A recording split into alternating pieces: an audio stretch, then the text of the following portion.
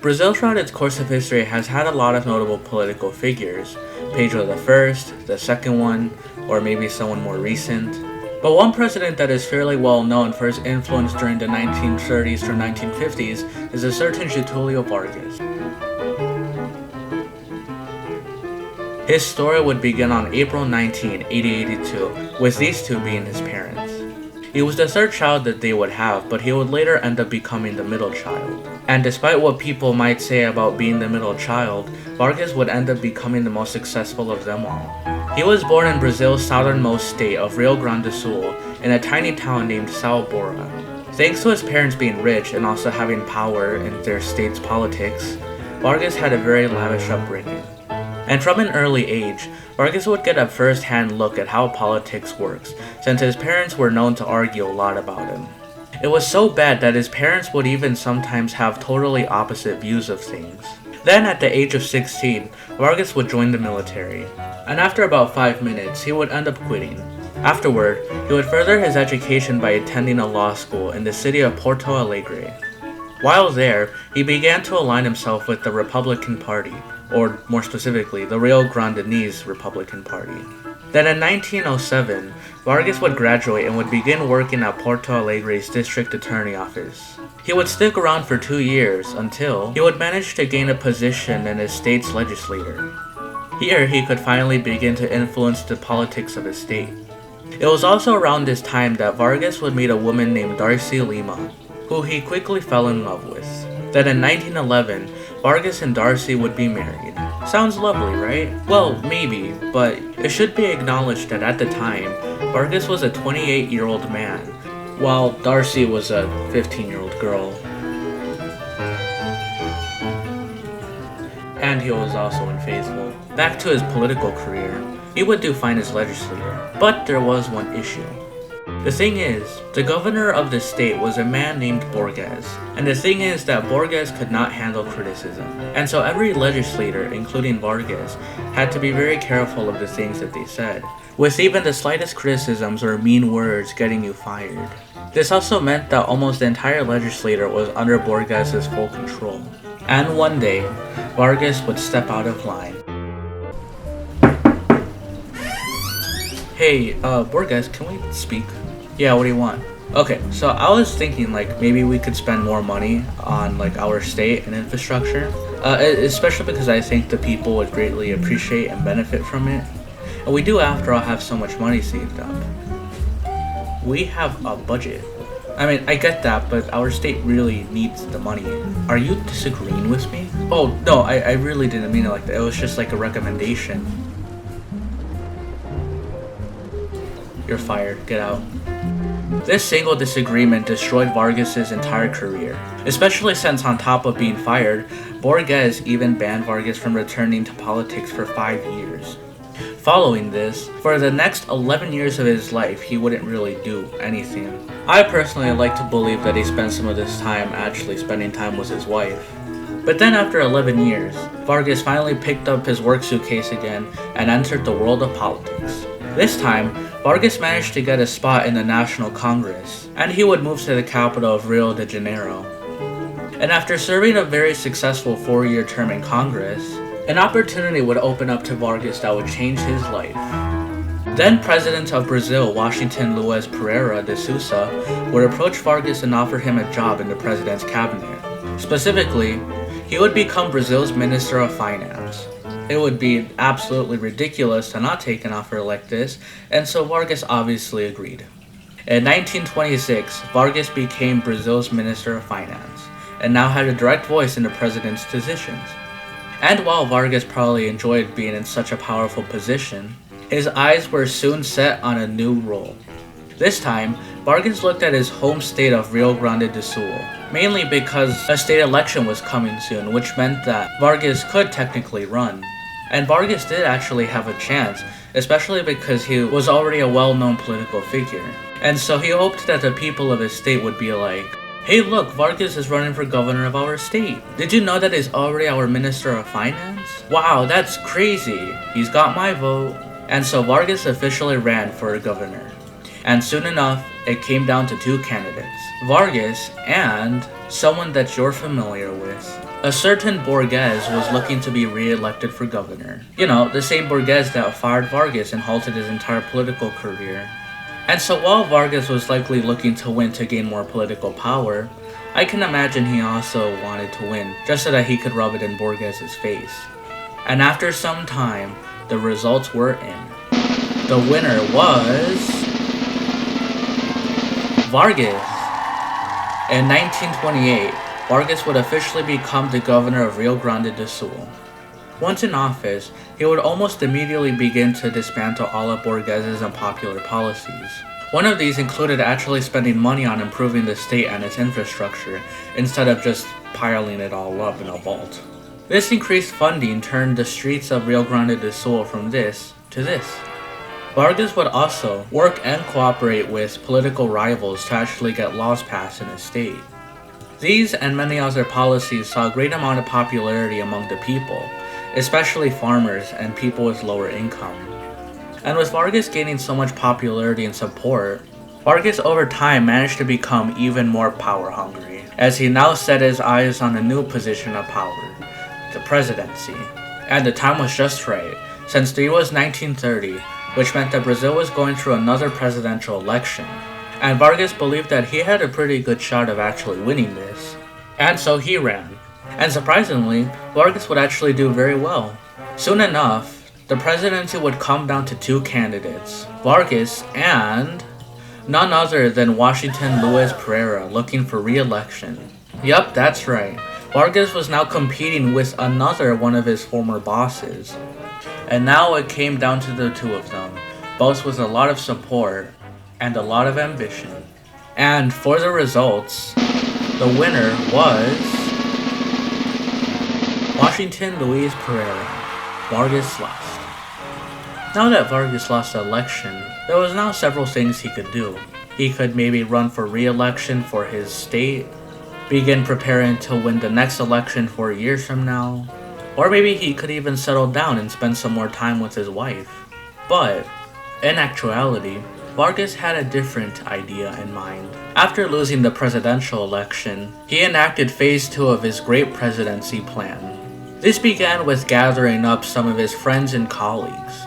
And this isn't like any friend group you're familiar with, because normal friend groups usually consist of the one that's funny, the one that's extroverted, the one that's chill, the one who organizes everything. But Vargas's friend group, on the other hand, this one's good at revolutionizing and gaslighting people, this one's good at bribing corrupt government officials, and this one's good at plotting insurrection against the government. And together, they all started an entire revolution. On October 3rd, 1930, all of the states in red suddenly declared their loyalty to Vargas. This also basically meant that all of the red states were in total rebellion against the central government. And with the capital of Brazil being literally right next to the rebelling states, suddenly things don't look good for the central government. And President Washington was understandably very worried about all this, and he feared that a full-blown civil war could take place. And soon these fears got to him, when Washington would surrender to Vargas.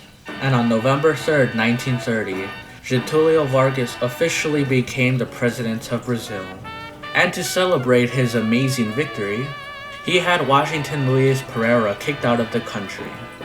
In the process, he also received some awesome new presidential clothing. But now there was one problem. Since Vargas now had almost complete control of the entire country and military, the people didn't know if Vargas was going to be a president or a dictator. This was mainly because with his amount of power, he could basically modify the government however he wanted. He could establish presidential elections, or he could totally take them away. But then the people finally got their answer, when President Vargas announced that he would only make some minor changes to the government. And what were these minor changes? Oh, you know, just suspending civil rights, Congress, the Constitution, and any other presidential election in the future. And the cherry on top? He gave almost all other powerful government positions to his personal friends and people who he knew would obey him. And with all of these changes turning Brazil's republic into an authoritarian regime, you'd expect the average person to be pretty mad about this, right? Well, wrong. Most Brazilians actually favored Vargas's new policies, mainly due to the fact that most people had lost faith in their elections due to corruption. And so the way that they saw it is that Vargas was simply eliminating the widespread corruption that had taken over their country. This also meant that Vargas's takeover of the government actually increased Brazil's stability. However, Vargas knew that people would eventually want to return to their rights in elections, and so he promised that things like that would be coming later. But while a lot of people believed him, a lot of people also didn't. Shocking, I know, the power-hungry dictator promising to bring back democracy. But as a result of Vargas's sudden rise to power, there were plenty of attempts to overthrow him. One such instance was in 1932, when revolts took place calling for a democratic regime. These were also known as the constitutional revolts, but failed to make any major change. But to everyone's surprise, in 1934, he began to bring back many previously banned things, including civil liberties, Congress, and even creating a new constitution. He also brought back presidential elections, which now meant that he was serving a 4-year term. These new rights saw a lot of popularity among the people, and everyone was generally happy. But then, issues began to arise, mainly because it was time for the Great Depression, also known as rapid economic collapse, and millions losing their jobs and businesses. And just like in most countries around the world, Brazil was hit hard. This was mainly due to the fact that Brazil could no longer sell or export things. Brazil relied a lot on people buying their things, such as food and coffee, but when the entire world is basically broke, suddenly no one wanted to buy Brazil's things. This in turn also meant that no one wanted to sell Brazil's things, including very important things that Brazil needed to develop, such as modern technologies. Well, I knew this was coming. Let's see what the damage is. Only $10,000. That's not so bad. I'll just subtract it from today's profit. And there's no money in here. And since this was a worldwide issue, there wasn't really much Vargas could do. One of his efforts, however, that saw some level of success was nationalizing certain industries. But even with this, Brazil, its economy, and its people still suffered. And during such tough times, ultimately, this led to a lot of civil unrest. And with all this civil unrest, more revolts would take place. However, the two most notable were the communist revolts and the integralist revolts. Which, by the way, the integralists were a very fascinating group of people. They were led by a man named Plínio Salgado, and they were basically fascist. But similarly to the constitutional revolts, both the communist and integralists failed to make any major changes. That was, however, until the year of 1937, mainly because this year, a communist revolt took place.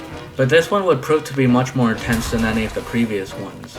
It was so intense, in fact, that Vargas and the rest of the government believed that this revolt possessed the power to take over the government. So in response to the uprising, Vargas enacted a 90-day state of emergency and made some very powerful anti-communist campaigns. But then suddenly, something shocking happened. On November 10th, 1937, the government of Brazil was overthrown, and with it, Vargas's regime was toppled. And if you had to take a wild guess, who do you think was responsible for this?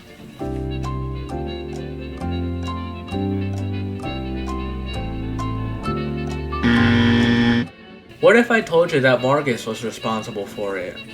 Yes, that's right. Vargas overthrew his own government. And despite how weird or confusing that might be, it makes sense why.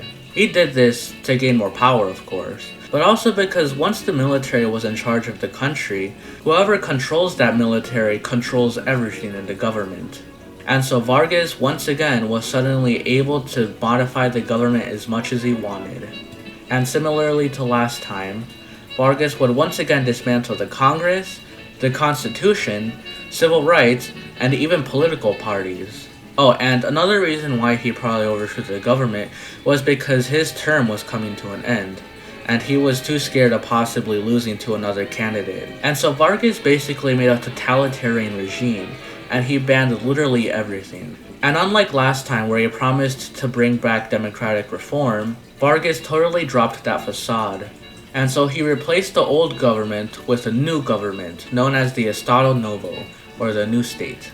And what was the Estado Novo government? Well, it was basically the political party that said that Getulio Vargas is the supreme leader of Brazil, and it upheld Vargas' totalitarian policies. And since all political parties were now banned, technically, 100% of all Brazilians backed the Estado Novo government, which also basically meant that 100% of Brazil's population supported Getulio Vargas. And now that all reminiscences of a free country were gone, Vargas made himself Brazil's totalitarian leader. And after everything that I've told you, from overthrowing the government twice now and establishing all of these policies, you'd think that most people wouldn't support him. Well, just like last time he overthrew the government, surprisingly, people actually supported this. So why? Well, it all really came down to that his policies were really liked by the people.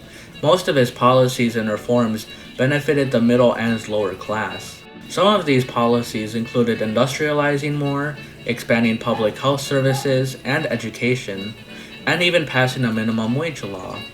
And with no Congress or Constitution in Vargas' way, he had the full ability to pass whatever laws he felt like. It's also for these reasons why Vargas was known as the father of the poor.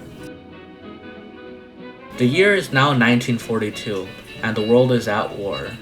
Up until now, Brazil has managed to stay out. But Vargas did personally side more with the Axis powers, especially because he had good relations with Germany. But the thought of him joining the Axis powers was a bit outlandish, so he chose neutrality at the end. Especially since America was constantly pressuring Brazil to stay out. And even in the case that Brazil were to join the Axis, Brazil to the north bordered Allied occupied colonies. And so if it were to side with Germany, the Allies could likely easily invade Brazil through here. But despite all of this, Brazil would soon be forced to take a side, mainly because America really wanted to use Brazil's airports due to their strategic position. And Brazil, not wanting to anger the Americans, gave them the green light. And soon enough, American and Allied aircraft began using Brazil's airports. So Brazil was still technically neutral, however, this very much angered Germany, and they basically saw this as Brazil siding with the Allies. And so in retaliation, German submarines began snooping around Brazil's waters and sinking random Brazilian ships. In total, more than 1,000 innocent Brazilians were killed in these random attacks. And as you can imagine, Brazil's population was outraged, and suddenly, there was now a ton of pressure on Vargas to declare war on the Axis powers. And on the 22nd of August, 1942, Brazil formally declared war on Germany and the rest of the Axis powers. And as most countries in times of war, nationalism and patriotism soared. Suddenly, almost everyone supported Vargas, as they were all united by a common enemy. However, Brazil, unlike other Latin American countries, actually organized an expeditionary force of around 25,900 soldiers to send off to Europe. Then in 1944, they would see their first fighting during the Allied invasion of Italy. During the intense fighting in Italy, Brazil fought hard, and reportedly did exceptionally well. And by the time their campaign ended, around 1,000 Brazilians would die in combat. And by 1945, the Axis powers would be defeated, and with it, Brazil would earn itself a position on the international stage. While in South America, it had become the most wealthy and powerful country in the entire continent. And after such a successful military operation overseas, you'd imagine that Vargas would be swimming in praise. But not really. Mainly because by 1945, most Brazilians no longer wanted Vargas to be their forever president. And they were also tired of how totalitarian the Estado Novo government was. And with so much public disapproval, Vargas was now worried that his grasp on power was slipping. So in a desperate attempt to win back public support, he began making changes and giving people more liberties, such as uncensoring media and allowing for some criticism. And he also finally announced that presidential elections were going to make a grand return in December. And this time, he promised they wouldn't be rigged, or that he would overthrow the government right before, just like last time. And while he hoped people would believe him, unsurprisingly, no one did. And it wasn't just the people who didn't trust him, neither did the military. And when neither the people or military like or trust you, That's a sign that you're pretty much screwed, and that you should begin looking for a new job. Then, the inevitable happened. On October 29, 1945, the military launched a coup, and Vargas would be ousted from power. And with it, the Estado Novo government fell with it. Afterwards, Vargas lost all of his power, including his presidential clothing. And after losing literally everything, Vargas then somehow managed to find work as a senator, which I don't know why they would even consider Vargas to have a job in politics still, but whatever. But while as a senator, he reportedly did well, however did refuse to comment on national concerns. He would also move back to his hometown of Sao Bora in the state of Rio Grande do Sul, where he lived a more peaceful life. However, Vargas still was not content, and he still believed that he had president-worthy material left in him. And so, during the 1950s presidential election, Vargas decided to run. He aligned himself with the Labour Party, and somehow managed to remain until there was only him and 2 other candidates left. And now, for the final results, the winner is Vargas. For the 3rd time in a row, Vargas would become president of Brazil. The only difference this time being that he was actually democratically elected. And while Vargas was very lucky for winning this in the first place, his 3rd presidency would prove to be disastrous. The issues began as soon as he took office. This was mainly due to the fact that Vargas inherited a struggling Brazil, not only because he now had to work within the boundaries of the Constitution and Congress, but because the Congress during this time was extremely divided and always arguing. And so passing laws and making any changes would be very difficult. Also, the military still didn't like or trust Vargas at all. And the cherry on top, the economy was a complete disaster, mostly due to the fact that crazy high inflation was hitting right now. And with these and many other issues plaguing Vargas' presidency, he was understandably very nervous about everything. And as a result, his physical and mental health took a decline. Then, in 1954, Vargas would end up making the biggest mistake of his entire presidency, when it was revealed to the public that he secretly attempted to have a political rival killed, that political opponent being Carlos Lacerda. And when this plot leaked to the press, nearly everyone was understandably outraged, and they began demanding that Vargas step down as president. And to make things worse, not only did the people want him ousted, but so did the military. And so just like last time, it seemed that Vargas' presidency would once again come to an end. Quickly following this, Vargas received word that military officers were planning to oust him, and at this point, he knew that his presidency was over. But Vargas refused to step down. Then on August 24th, 1954, he had reached his breaking point. And so while in this palace, he would get this revolver, and he would use it to take his own life. The moment the news came out, the entire country was shocked. Many people mourned the death of their president, and with this, the Vargas era would come to an end. And while Vargas has no official final words, he would leave this message behind.